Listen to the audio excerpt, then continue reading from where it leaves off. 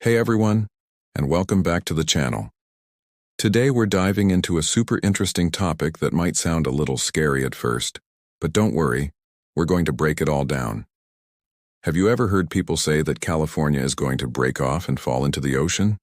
Well, today we're talking about something related but way more scientific and a lot less like a movie plot. We're going to explore a red alert from NASA. What does that mean? Is the ground in California really about to shatter?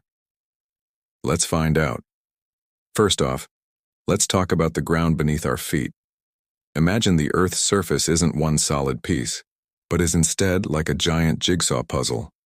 These puzzle pieces are called tectonic plates, and they're huge slabs of rock that are always very, very slowly moving around. Think of them like giant rafts floating on a sea of hot, gooey rock deep inside the Earth. California sits right on the edge of two of these massive plates, the Pacific Plate and the North American Plate. Now, these two plates aren't friends holding hands. They're constantly trying to slide past each other. But they don't slide smoothly. They get stuck. Imagine trying to push two big, rough bricks past each other. They'll catch, pressure will build up, and then, snap! They suddenly move. When these tectonic plates finally snap and move, that's what causes an earthquake. The line where they meet and get stuck is called a fault.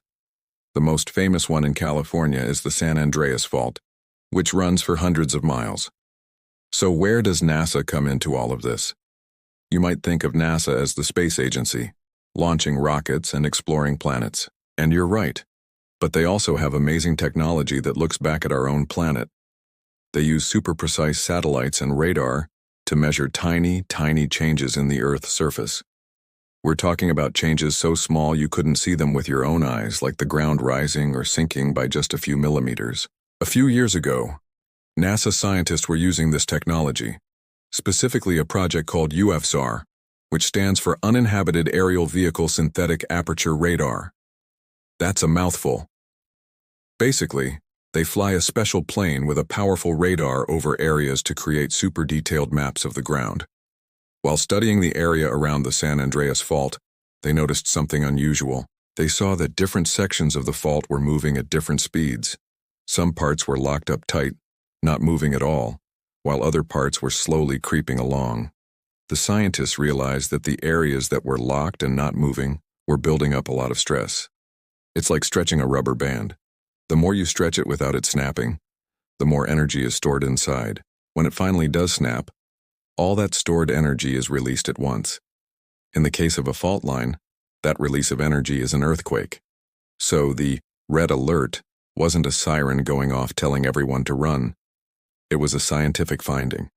The study showed that there was enough stored up energy along a particular section of the San Andreas Fault to potentially cause a major earthquake, something larger than a magnitude 7. That's a really big deal. This information is like a weather forecast for the ground. It doesn't tell us the exact day or time a storm will hit, but it tells us the conditions are right for a big one. So, is the ground about to shatter? Shatter is a dramatic word. It's not going to crumble like a cookie, but a major earthquake can cause the ground to shake violently. It can crack roads, damage buildings, and change the landscape. And no, California is not going to fall into the ocean. That's a popular myth. The two plates are sliding past each other horizontally, not pulling apart. So Los Angeles is slowly moving north toward San Francisco, but it's staying firmly attached to the continent. It'll just be in a different neighborhood in a few million years. Think of it this way. Imagine you have a big wooden plank. If you bend it a little, it's fine. If you keep bending it more and more, you know it's getting strained. You can even see the stress in the wood. A scientist might look at it and say, "Hey, that plank has enough stored energy to snap really hard." That's what NASA did for the San Andreas Fault. They measured the bend in the Earth's crust. This information is incredibly valuable. It helps engineers design stronger buildings that can withstand shaking. It helps cities create better emergency plans. It reminds everyone who lives in an earthquake-prone area like California to be prepared. This means having an emergency kit with water, food, and a first aid kit. It means knowing what to do when the shaking starts. Drop, cover, and hold on. So what are scientists doing now?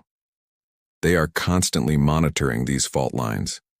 They use GPS stations on the ground, the same technology that helps your phone know where you are, to track ground movement down to the millimeter. They use satellites, radar, and another cool science called seismology, which is the study of earthquake waves. All this data helps them build a better and better picture of what's happening deep underground.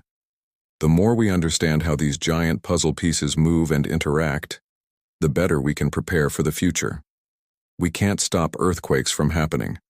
They are a natural and necessary part of our living, breathing planet. It's how the Earth releases its internal heat and stress. But what we can do is use science and technology to understand the risks and take smart steps to keep people safe. So, to recap, California is on the edge of two giant moving tectonic plates. They get stuck, building up stress like a stretched rubber band.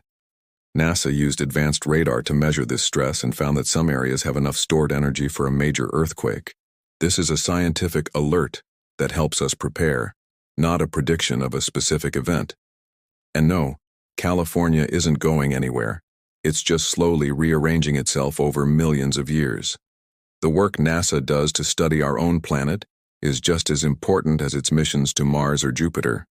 It helps us live more safely on this amazing and dynamic world. Science gives us the power of knowledge, and with that knowledge we can build a safer future, even when the ground beneath our feet is a little shaky.